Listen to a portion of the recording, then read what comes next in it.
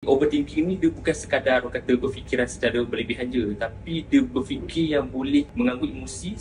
Selalu Kak Amar, kita dengar orang kata macam tak payahlah overthinking, tak payahlah overthinking.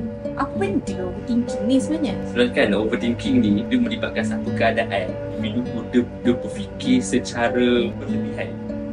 Dan fikiran dia tu adalah fikiran yang berulang-ulang.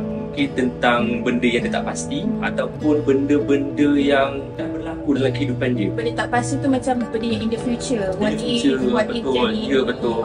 Macam tu. Tapi ada orang cakap pula kan, kita kena pandang ke depan, nak prepare diri kita sebagainya. Tapi kalau overthinking ni pula, dia berfikir secara detail yang menyebabkan timbulnya perasaan takut yang secara over.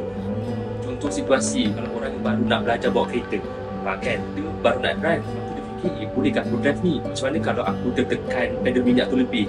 Kalau insiden masuk gaung, orang tak jumpa mayat aku, macam mana? Aku tak nak bawa kereta lah. Okay. So benda fikiran yang kata yang over macam tu menyebabkan dia rasa macam okay dah, dia tak nak buat rutin harian. Maknanya dia effect terus waktu sekarang ni. Betul. Dan kalau orang yang fikir ke belakang pula, Macam dulu aku pernah buat kerja yang sama, contoh, ataupun kerja lebih kurang sama, bos aku marah aku sebabkan ada kesilapan sikit.